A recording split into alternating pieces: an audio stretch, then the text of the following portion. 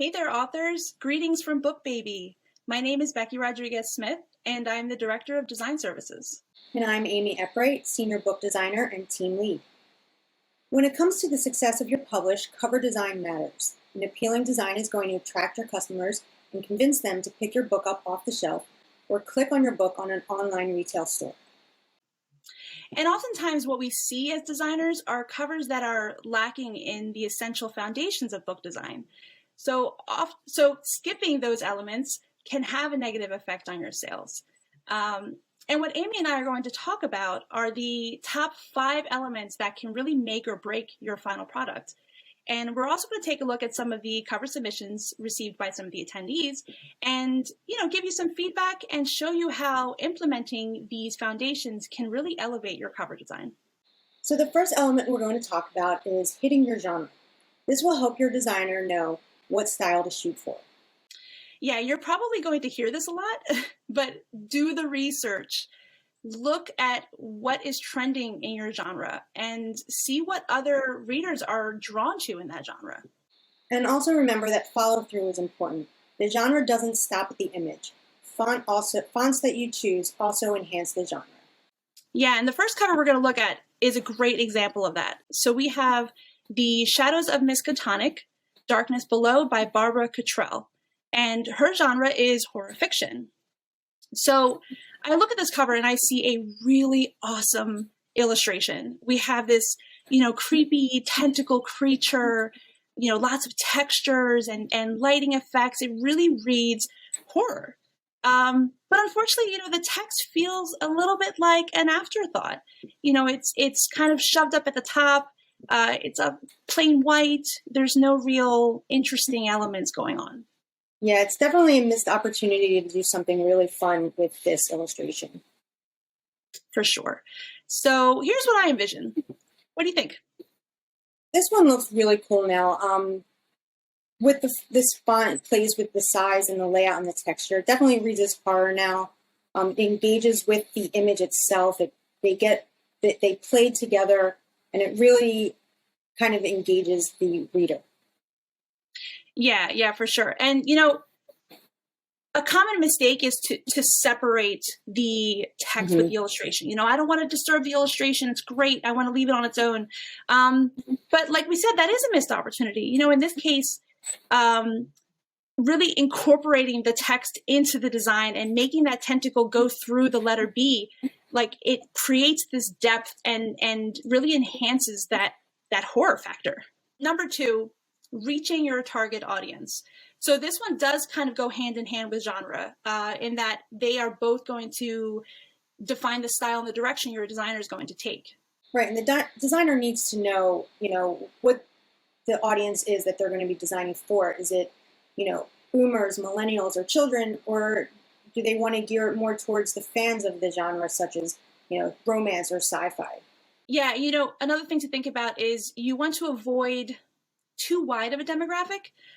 So what happens is when you try to add elements to your cover and attempt to reach different groups, you may end up with a cover that feels kind of disconnected. So, for example, here we have The Wit and Wisdom of Earl Derbigger's Charlie Chan. So this is a collection of works that was gathered by Luar Magno, and he describes his audience as the lovers of mystery novels as well as the lovers of ancient philosophers' writing. So what I'm thinking is that this is kind of showing that the audience really isn't clear. Mystery novel lovers versus English enthusiasts, that's to me, that's kind of 2 different directions you could take with this cover. Right, and it shows in what this designer did. They tried to gear it towards such a wide range that it lacks focus and it ends up just looking a little bit cluttered. Yeah, including the cover inset of the mystery novel and then including the lists of aphorisms on the cover, you start to lose the focus. So Here's how I picture this cover.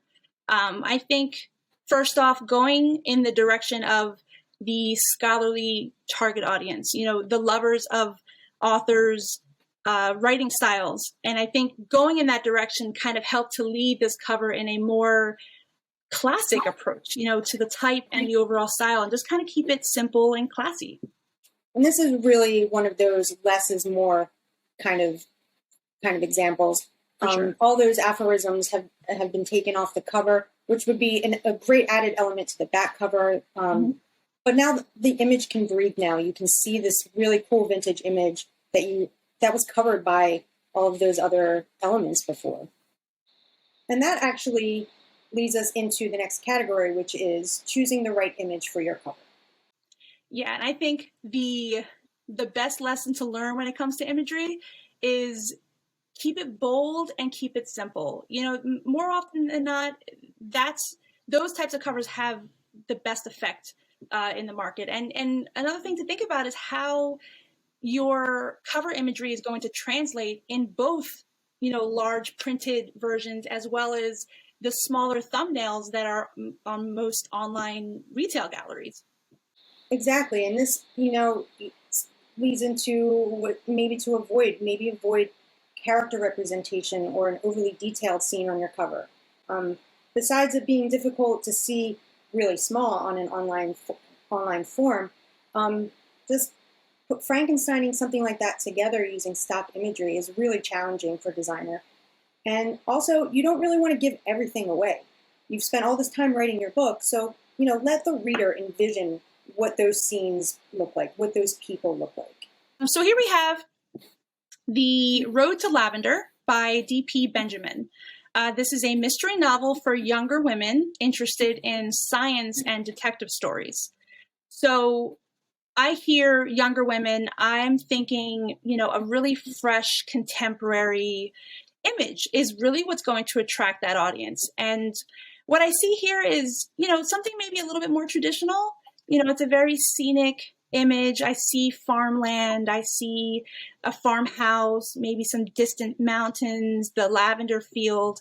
I don't know if this is something that would really appeal to that target audience. Yeah, I don't really get mystery or sci-fi from this. This is a very rural environment, and while it might take place in that setting, you kind of lose the whole mystery, sci-fi, or science kind of aspect to it. Yeah. So looking at your take on this cover, I see that you went with a really abstract image, and I think it kind of nails it. It's a really cool bird's eye view of lavender, and it's kind of unexpected and in a really interesting way. Yeah, I mean, you obviously get the lavender color right away, but it takes like a second look to realize that you're looking at lavender from above.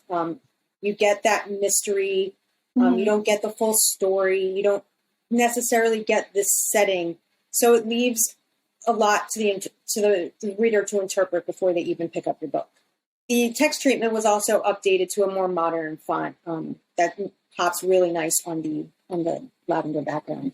The next element we're going to talk about is applying typography principles. First, obviously, the text should be readable. You want to keep in mind with competing textures and elements when you're putting text on top of it, especially when you're thinking about how it's going to read at a thumbnail size on a computer monitor or a tablet. You can also use hierarchy to break up the text, make smaller words less important, show more important words larger, and, you can play with fonts and size and weight to get that point across.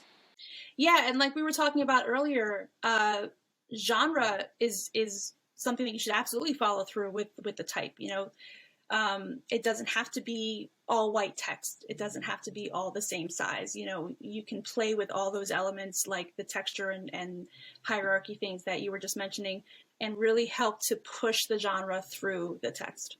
To help us elaborate that more, we have A Simple Tale of Water and Weeping by Cami King Larson. So this is a fantasy fiction for young adults.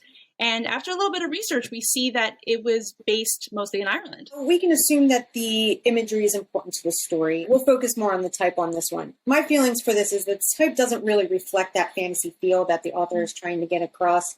Because the font Papyrus has this texture to it, it kind of competes with that texture behind it. in the imagery. The text is on the longer side, and I think this could really be one that can benefit from some hierarchy applications and maybe de-emphasize some of the smaller, not so important words. So yeah, let's take a look at your solution. And yeah, I'm definitely getting fantasy fiction now. Right. Yeah, we made it more readable. We took away some of those textures in the fonts, so there's no competing. But there's also a slight shadow behind the text to make it pop, because it is a difficult texture to make your text readable on top of. Right. Yeah, and I think the hierarchy has helped create a really nice, interesting layout. Now I'm reading more Water and Weeping, which I feel like are probably the more interesting words of that title. And and my eye kind of has a chance to rest and stop and read some of those more important important phrases. And then as far as the font goes, I mean, I get fantasy, there's some whimsical elements to it. I get a little bit of a Celtic feel, but not in a cliche kind of way. Right. So yeah, I think it definitely works much better. All right. So then last but not least, we have using color to help reflect emotion. So, colors can be interpreted as emotions, and even literal representations of the content. We have, you can see blue equals soothing and calm, and red can be energetic and romantic. Really the point is you don't want to fight your genre when it comes to color. I think sometimes people will go for the brightest color because they want it to pop, so something like yellow may not be the best color to use because it might not really match the overall emotion you're trying to achieve. Right, and you can use color to your advantage when it comes to your book cover design. Use complementary colors from the imagery that you're going to use. It's a great way to add hierarchy to your title. This last cover we're going to look at is, it's actually a mock-up we received here at BookBaby. The title is Play Ball, and the genre is sports fiction. The audience was lovers of baseball as a child and through adulthood. So, I understood this as a tale of someone who is explaining how this sport affected their childhood and how it still affects them today. So I look at this cover and I'm not really getting that sense of like then and now, that nostalgic kind of emotion that I think it's missing. Yeah, to me it feels more like an informational book rather than a novel, like how to play baseball or the basics for what to teach your 4-year-old when they're starting Little League. Yeah, and I think the red and blue, they were probably trying to go with the whole American colors there, but I don't know. In this case, they feel like they don't really go with the rest of the imagery. We have predominantly green imagery, and then we have this bright red and blue that are sort of vibrating on the green. So I don't know. It's making the text harder to read. Exactly. Yeah, and then our final product. Definitely a sense of nostalgia. I definitely see it now with those sepia tones. Yeah, absolutely. The sepia tones do kind of evoke that this is something older, this is something vintage. We're talking about someone's childhood and they're reminiscing about the sport, and it's definitely coming across. Right. And also the text is much more readable. It's clear. There's accent colors used. That green from that field is brought into the author's name. And it really adds a nice balance right in the middle of the two images blending together. Yeah, it's definitely much more cohesive now. Exactly. To all the attendees, I hope that this has helped you gain a clearer understanding of the elements that can really strengthen your cover.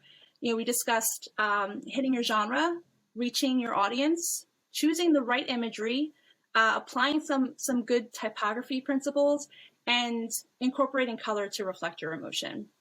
And I think the last bit of advice that's worth sharing is to remember to give your cover the proper attention and planning it deserves. Think about how much time you spent on the content. You want your cover to feel like it's had the same amount of attention and it doesn't feel rushed. trust us, it's going to make a huge difference and in the impact that your cover is going to have. Right, and the good news is the responsibility doesn't have to fall on your shoulders alone. There are graphic design professionals out there, just like here at BookBaby, and we're waiting to help bring your vision to life and make your dreams come true. All right, well, thanks for watching, and be sure to attend one of the breakout sessions coming up in about 10 minutes.